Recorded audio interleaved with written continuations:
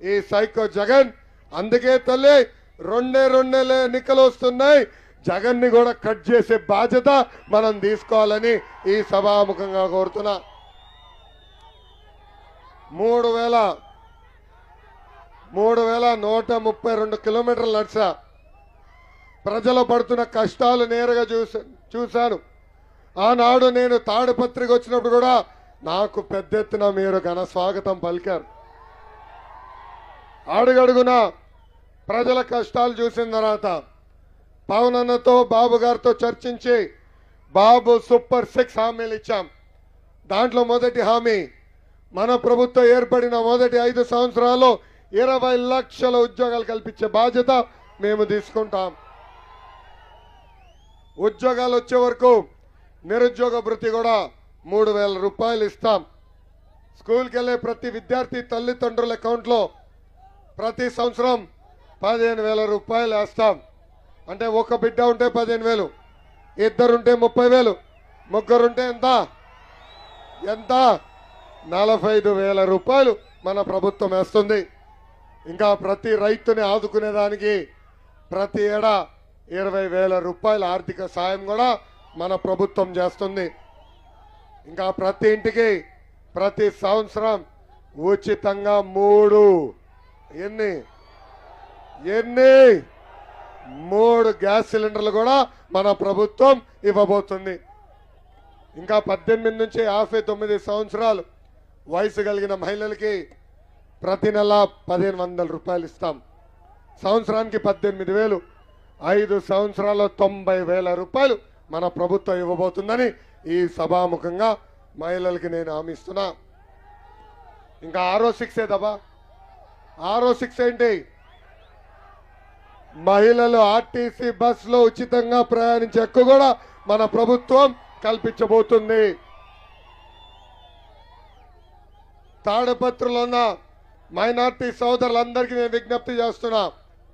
2014లో Telugu Desam Bharatiya Janata party పొత్తున్న ఆనాడు పెద్ద ఎత్తున జేసీ ప్రభాకర్ రెడ్డి గారికి ఓటేసి మీరు ఆశీర్వదించారు, దీవించారు. మీరు ఆలోచించండి. ఆనాడు పొత్తులో ఉన్నప్పుడే హజ్ యాత్రికులకి సబ్సిడీలో పంపించింది మన ప్రభుత్వం. రంజాన్ వస్తే రంజాన్ తోఫా ఇచ్చింది మన ప్రభుత్వం. రంజాన్ మాసం వస్తే ఏకంగా మసీదులకి రంగులేసేదానికి, రిపేర్లు కూడా చేసేదానికి డబ్బులు ఇచ్చింది మన ప్రభుత్వం. వఫ్ భూములు ఆనాడు మేము కాపాడాం. ఏకంగా మన వఫ్ భూములు కొంతమంది లాగేయాలని ప్రయత్నిస్తే ప్రహరీ గోడలు కూడా కట్టించింది తెలుగుదేశం ప్రభుత్వం. ఈ సభాముఖంగా ఆంధ్ర రాష్ట్రంలో మైనార్టీ సోదరులందరూ నేను హామీ ఇస్తున్నా. గతంలో మిమ్మల్ని ఎట్లయితే కాపాడుకున్నామో, గతంలో ఎట్లయితే సంక్షేమ కార్యక్రమాలు చేశామో అదే విధంగా ఎన్ని కొనసాగించే బాధ్యత నేను తీసుకుంటానని ఈ సభాముఖంగా హామీ ఇస్తున్నా. మైనార్టీ సోదరులు ఆలోచించాలా. జగన్ ముఖ్యమంత్రి అయిన తర్వాత రంజాన్ తోఫా కట్, దుల్హన్ పథకం కట్, ఇమాం మౌజంకి ఇచ్చే గౌరవ వేతనం కట్, ఏకంగా మసీదులకి రంగులు వేసుకునే ఇచ్చే కార్యక్రమాన్ని కూడా కట్ చేశాడు. మనం చూసాం నంద్యాల్లో అబ్దుల్ సలాం అతను మొత్తం కుటుంబం ఒక వీడియో పెట్టి వైకాపా నాయకులు పదే మమ్మల్ని వేధిస్తున్నారని కలిసిగట్టుగా ఆత్మహత్య చేసుకున్నారు. ఆలోచించండి, ఇస్లాంలో ఆత్మహత్య చేసుకుంటాం మహాపాపం.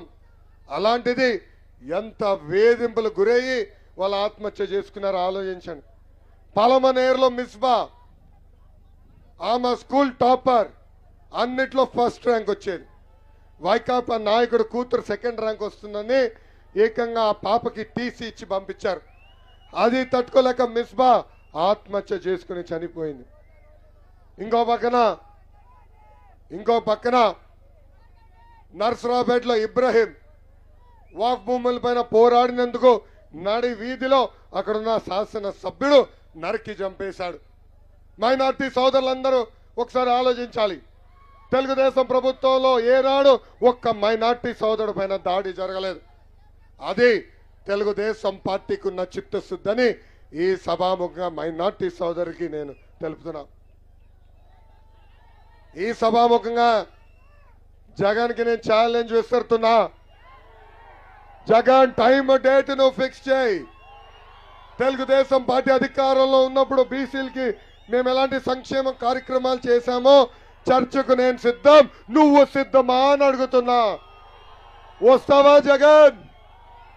సలహాదారులు పంపిస్తాం కాదు, పిల్లిగడ్డం అన్నిట్లో ఏటు ఉన్న విజయసాయి రెడ్డిని పంపిస్తాం కాదు. దమ్ము ధైర్యం ఉంటే చర్చకు నువ్వు రావాలి. మా బీసీ సోదరులు కూడా ఆలోచించాలి.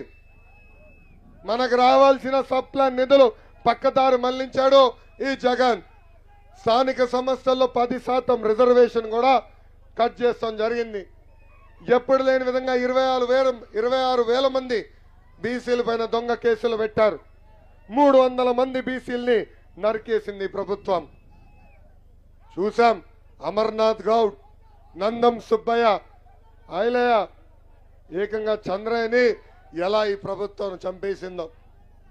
అందుకే మన చంద్రబాబు గారు పవన్ అన్న కలిపి జై హో బీసీ కార్యక్రమానికి శ్రీకారం చుట్టారు. దాంట్లో బీసీ సోదరులకి ప్రత్యేకంగా డిక్లరేషన్ చేశారు. 50 ఏళ్ళు నిండిన బీసీ సోదరులకి ప్రతి నెల 4,000 రూపాయలు మన ప్రభుత్వం ఇవ్వబోతుంది.